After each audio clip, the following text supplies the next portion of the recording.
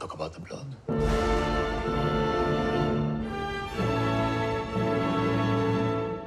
My heart, it has been bleeding for a while. And I think your voice is the only thing that can save it.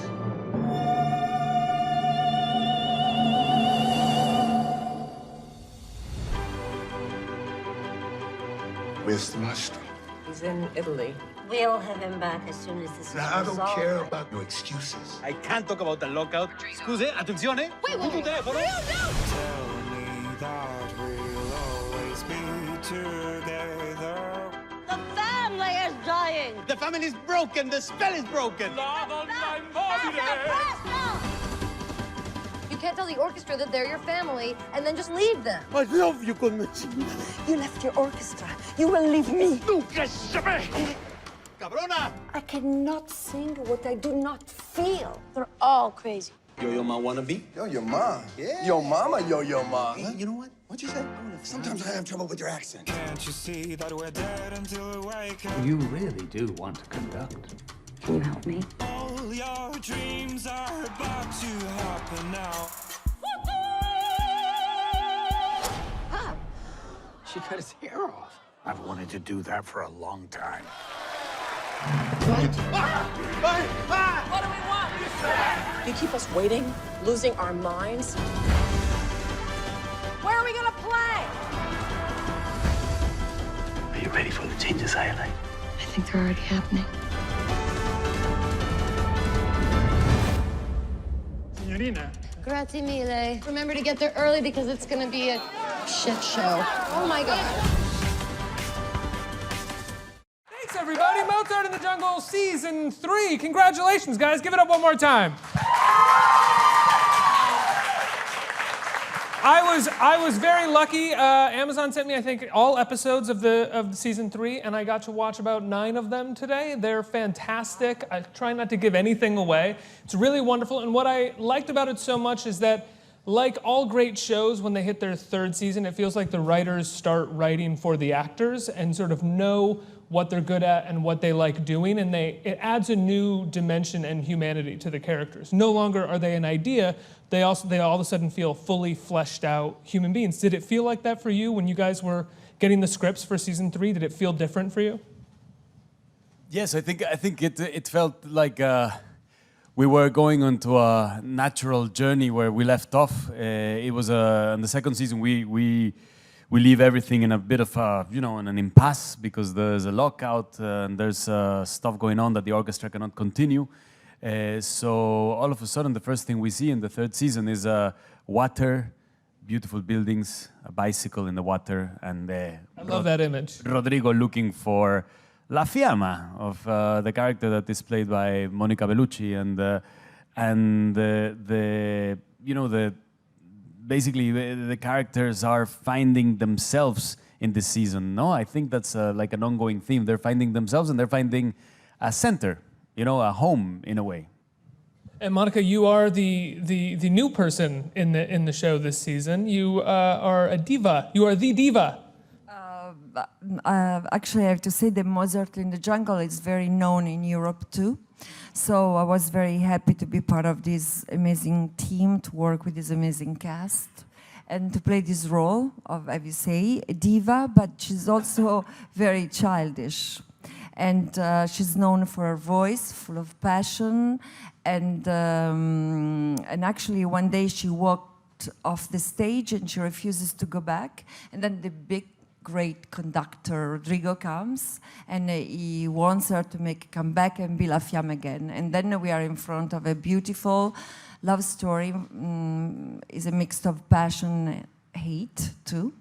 And we shot this in Venice, this beautiful city that represents the secret and the passion and death and Eros et Thanatos, some way. So it was the perfect atmosphere for those beautiful episodes. You play an opera singer. What sort of research did you do before you got on screen? No, but actually I get in touch with the opera much more, and I had the chance to see all those beautiful operas like La Traviata, La Tosca, Samson Delilah, and also, of course, I studied the attitudes of great divas as Callas, Netrebko, Caballé, Beverly Hills. Mariah Carey. And and so, you know, and what is beautiful about our work is that, you know, we create something that we are not. So I'm not a singer, but I hope that my opera singer, she's believable on screen. I haven't seen yet, so. And now the opera that you sort of conduct while in Italy, can we talk about, I'm not sure, no one told me this is a spoiler or not, can we talk about what the opera is, what it's about? Well, it's a collection. It's a composite of different numbers of different arias, new to La Fiamma, you know, and we've never seen this in the show. You know, we've never seen the relationship that exists between a singer and the musicians, between the singer and the conductor. So this is something that also develops, and it is a collection of arias from Samson and Delilah, for example, to Carmen. You know, there is and to a new piece, a modern piece that's actually quite funny. It's inspired, and it was written, you know, based on freely on the story of Amy Fisher, and. An opera based on... I didn't know about it. That's what I was curious about. Because I'm in Europe, this story is not very known. So through the movie, I could learn so many things. But actually, what is beautiful about those episodes that we see really behind the scene, what's going on in the mind of people that are in art. It's like sometimes they need to create pain in order to have feelings. And so this was very interesting too, you know. It was a very good contemporary composer called Nico Muhly who came and acted in the show as the composer as himself in a way, and also he was the one that made that piece of Amy Fisher. It's really good. It's a really good one. I didn't know who Amy Fisher was. Did you do a deep dive into the Amy Fisher story? It's one of those trashy American tabloid stories that once you start reading about it, it's hard not to keep reading about it because it's so crazy that it was such a popular story. Well, I think maybe for you it was also the same, Monica. I'm not sure, but for me it was. I tried to keep myself virgin about it, so that when I heard it for the first time, it was Rodrigo hearing about it for the first time. So there were twists of the story that I was like reacting really like honestly. Wait, in the show, what we see is you actually reacting to the Amy Fisher story for the first time? As Rodrigo would do for the first time as well. Yes, so it was like, yeah. But actually, the story, this is perfect for opera because it's a drama, tears, passion, killing. So it was perfect for opera. And Lola, we see your character this season is also flirting with composing herself, becoming a maestro, right? Yes, that's true. And I think that what you were saying earlier about how in the third season the writers are beginning to write for the actors explains a lot, because I thought that was a big coincidence that my character is also, I mean, myself and my character have always like traversed a similar path, which is coming into an industry, coming in and being supported by people who have already had a lot of time in that industry, and also being very shy. And then I think finally now just myself feeling a little bit more comfortable. And now I'm going to start conducting in my real life, so. Wait, you're going to start conducting? Oh, okay. Are you going to direct? I mean, I don't know. Sure. Can I bring attention to one thing? Amazon, don't get mad, but you're wearing no Dakota Access pipeline pins. Thank you. Give a round of applause if you support that. I do. Thank you for wearing those pins on the stage. Oh, and you are as well. I'm sorry. I don't want to leave you out. You as well don't support the Dakota Access pipeline. Bernadette, it's wonderful to have you here. Thank you so much for being here. It's great to be here. Your character, I mean, we're talking about what's happening in Italy, but the story for your character is still what's happening in New York in the lockout, and you sort of trying to figure out the best way to get everybody kind of working together again. And the best way was to go to Venice to try to get Rodrigo to come back to settle the strike, because I think that the mayor asked me to bring him to a meeting, and which he doesn't show up at. So I realized I have to go and convince him to come back, and I don't think I do. He does show up. I don't know if it's because I convinced him or because of circumstances, but thank God he's back, and he does help settle the strike. The show, to me, is a quintessentially New York show, even though the first part of this season takes place in Venice. But because of the orchestra, it feels like a very much a New York show. And Bernadette, you to me feel like a very much a New York actress because of your Broadway credentials. And I think you, having lived here, you live here. You've lived here for a long time. I was born here. Right. What's it like for you to be able to take part in a show that is... Italian background. From I'm my so proud Italian of that. background. Yes. What's it like for you to be able to take part in a sort of quintessentially New York show? Well, I love the show. I love that it's basically it's a Philharmonic orchestra, and basically my character runs something like Lincoln Center, which is a huge, beautiful, important artistic place in New York. And what's great about my character is that she basically starts out as a cabaret singer and sort of marries well and works her way into this the more sophisticated world, and she runs. She's a suit, basically. She has to put people in the seats, and yet she has this artistic heart, and that's why she loves Rodrigo, because she knows Rodrigo, in his crazy choices, is a pure artist and will really take the orchestra where it needs to get. But she still has to balance him and putting people in the seats and giving the audiences what they will pay to come see, what they know. And then she can throw in a bunch of his unknown things. But Rodrigo was kind of her great artistic love, while at the same time the bane of her sort of business existence. exactly, and I think she understands him and knows him really well, and yet he drives her crazy. Well, Haley is somewhat passive at times, and I feel like conducting for her is going to become a new ability for her to actually have agency over herself and her career. Whereas even in the first part of the season, we see her being, quite passive towards Rodrigo and any kind of advances, whether they're accidental or silly or not, and any sort of opportunity that's given her. What was it like for you to sort of see that your character was going to suddenly have something that was going to give her more agency? I think it was really exciting to follow that whole arc, because I think that any creative person has the experience of falling in and out of love with the thing that they're creative about, or the thing that they're creative with, rather.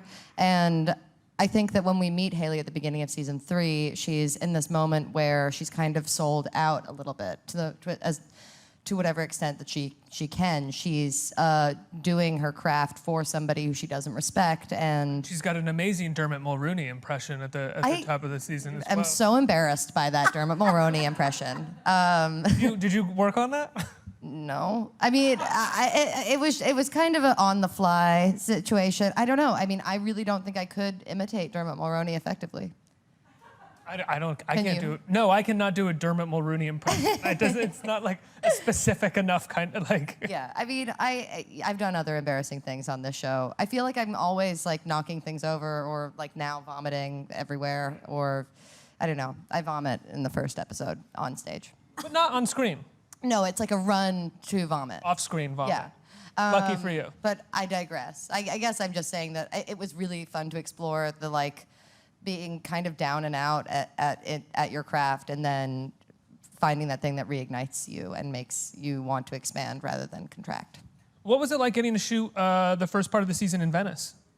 It was beautiful. I mean, it's one of the most incredible places on earth. The city is alive with people walking from all over the world. A lot of people live there as well, and it's interesting how the dynamic of the city kind of shifts, between the day and the night. The water, flowing is just, I don't know, a hub of energy, happening. So it is a wonderful place to be. It is great to sleep in Venice, actually. I don't know. I ended up sleeping really well. I don't know. It was one. Yeah. Sound of the canals or something. Yeah, I don't know. Actually, the absence of sound of any cars. Just the sound of singing gondoliers. Oh, they yeah, do that's sing. It's like not a joke. Like you will wake up to a man singing very loudly throughout the course of the evening. No, just in the early morning. Oh, in the early morning. 6 a.m. Yeah.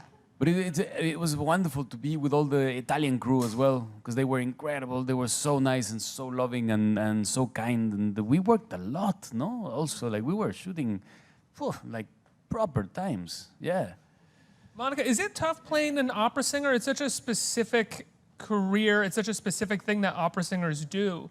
What was it like having to portray one? What is incredible is to have an instrument inside you. If the instrument doesn't work anymore, it's just you that you don't work anymore.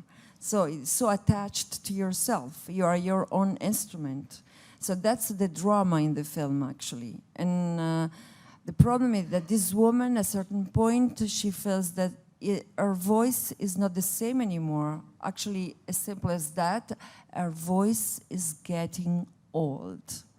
And that's why she go away. And then Rodrigo comes and gives her a new confidence in herself, and she proves to herself that she can still sing. So it's a human and beautiful moment. There's an episode in the middle of the season. I don't want to give anything away. I was talking to you about it backstage very briefly. It's one of my favorite things that I've seen on TV. I think I just love, as a sort of cinema fetishist, it's shot in 16 millimeter. It looks like a Maisels Brothers documentary from the mid-'70s, and it's about the orchestra performing in front of prisoners.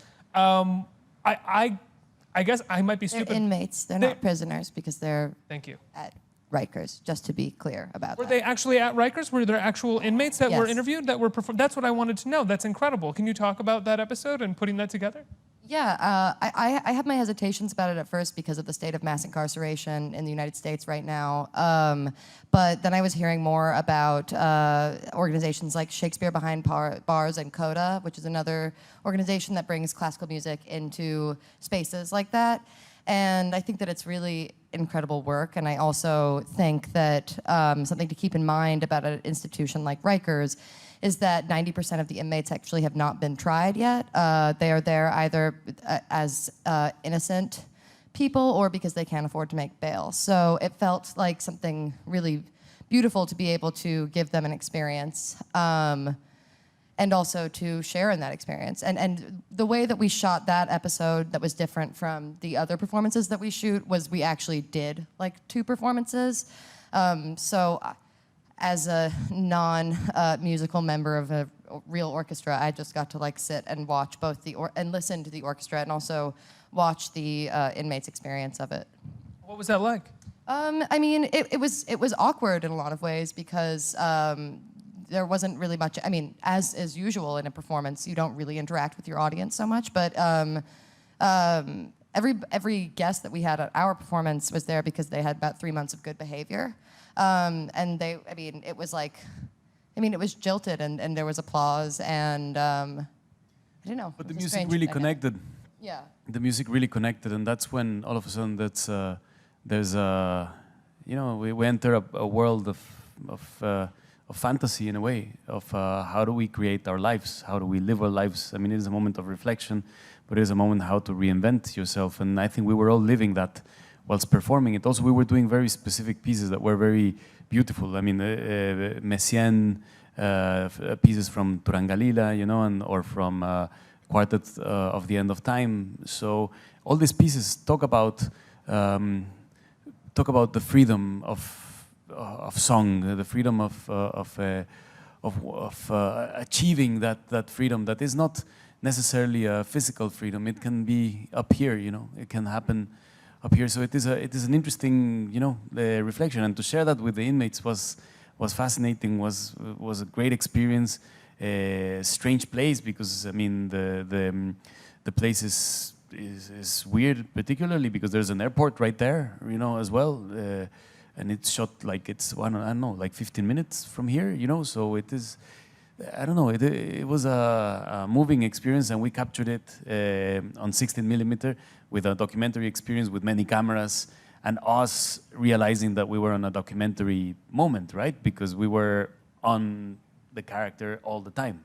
We were shooting constantly, and we were improvising, and it gave us a really nice chance also to play with the characters of our improvisation you know, like because there was no script in that episode, so we would just, you know, what would Gloria say at this point? No, what would Rodrigo say? How do we come this together? How, like, what are the interactions? Who gathers with who hangs out with whom? You know, like it was interesting to do that. I got a chance to actually talk really bad about the orchestra to the camera, as if we were in a documentary. You know, Rodrigo being fed up of taking care of these people. You know, like taking care of the orchestra that needs to get their act together. So that was really nice. You know, to play around with that. And it's written and directed by Roman Coppola, who's one of the originators of the show.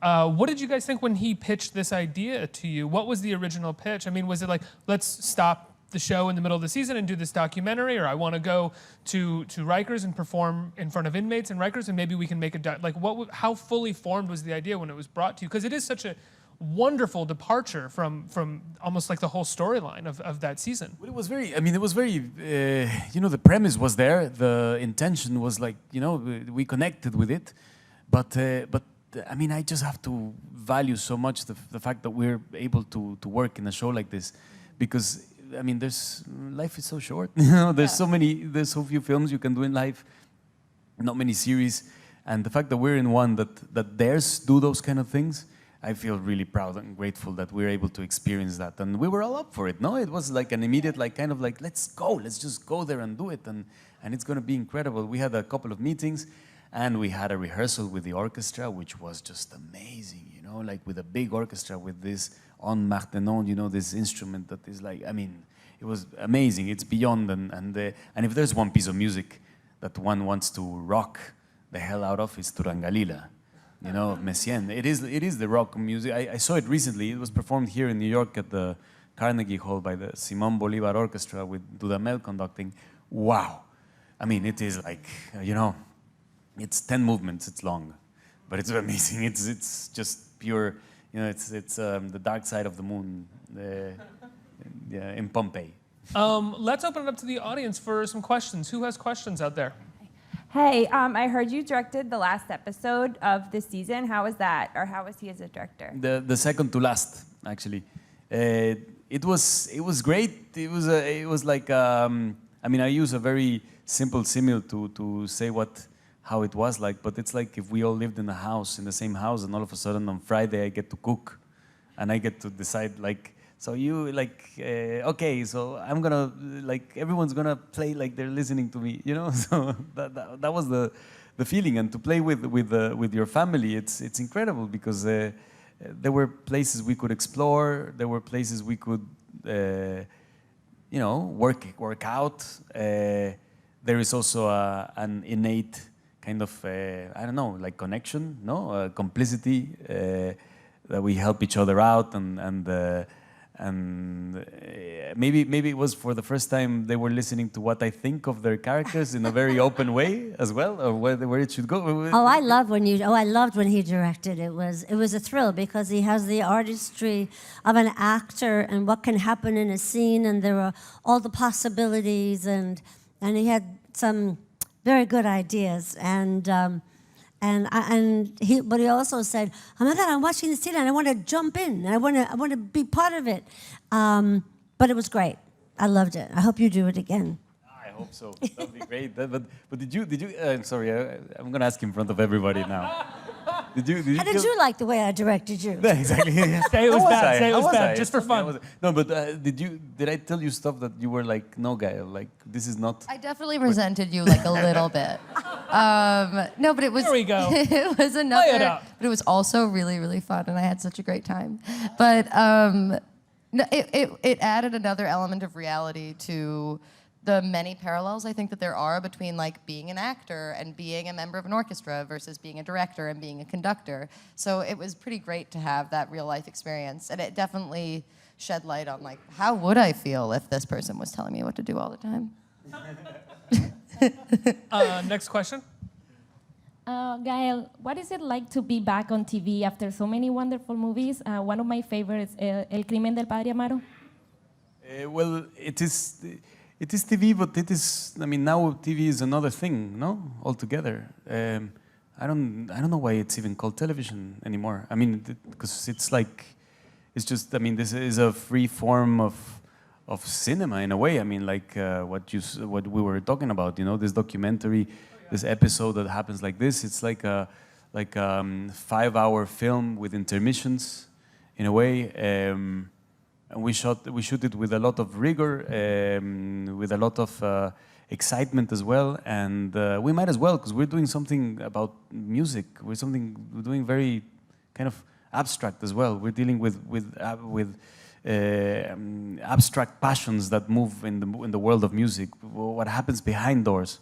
So I don't know. We get a chance to experiment, and we just think. I mean, I think we just need to fly even more the next time, you know, because we're like we've got places to go still if we do another season, which would be nice. I wonder with TV, specifically Amazon, or you know, with shows that are on Amazon moving so close towards what the filmmaking experience is like, if at a certain point it is nicer to make one of these shows over the course of 3 seasons rather than making a film, because you get to develop this character, you get to be with this character and stay with them, and it also feels like shooting lots of films about this character. Whereas if you make one movie about a character, I was saying this to someone yesterday, you have 20, 30 days to really get it right, not 3 seasons over the course of time. Now that TV has moved closer towards film in terms of the production value, does it feel better for you as an actor doing TV versus film? Do you get more out of it? It feels different. But there is something really nice, no? About going back to the characters, right? I mean, I don't know. I wonder where La Fiamma is going to be playing next. Okay, no, but you know, yeah, it feels different, but it's a nice feeling. It's a nice feeling to recover. I really love the characters. I think we have time for a few more questions. Next question.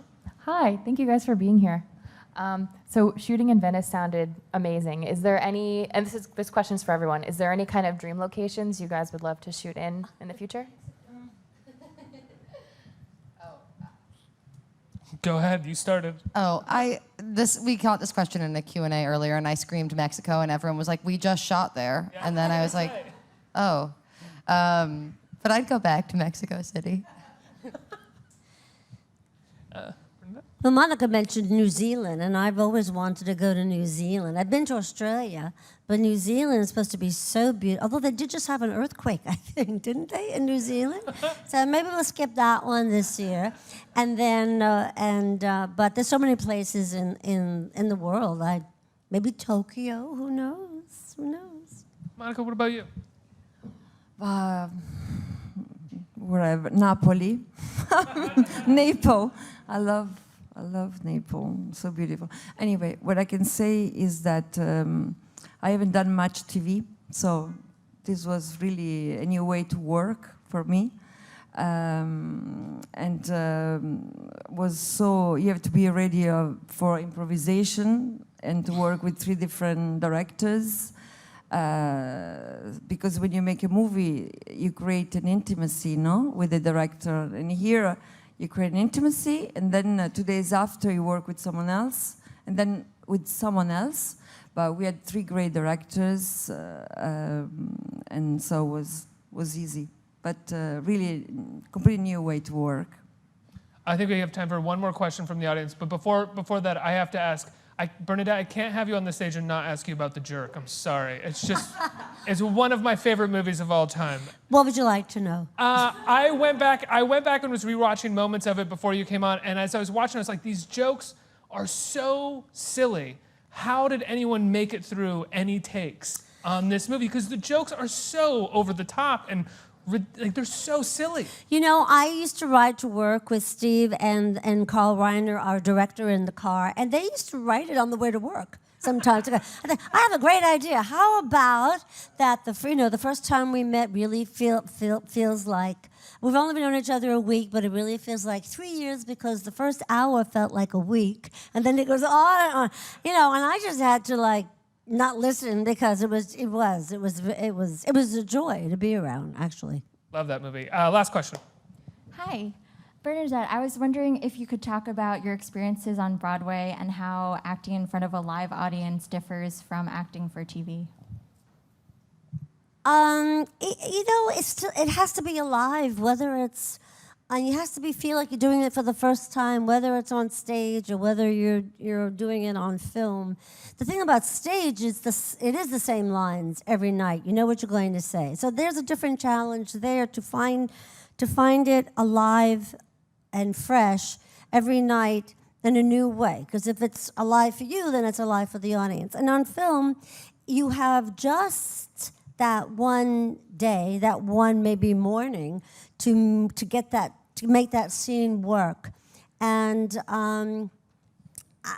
it depends on the scene, first of all, if it's dramatic or if it's just loose and keeping it loose and keeping it alive and being open to what's going on. It's a little bit different, but in the same respect, it has to be alive. You know, that's what it has to be. Guys, I have to let you go. The show is back, or season 3 is on December 9th, right? And you can watch all of them in its entirety, as per the usual with Amazon. And it's so fantastic. Congratulations on a great season of a great show, guys. Thanks so much for being here. Thank you. All right, can't wait to see you.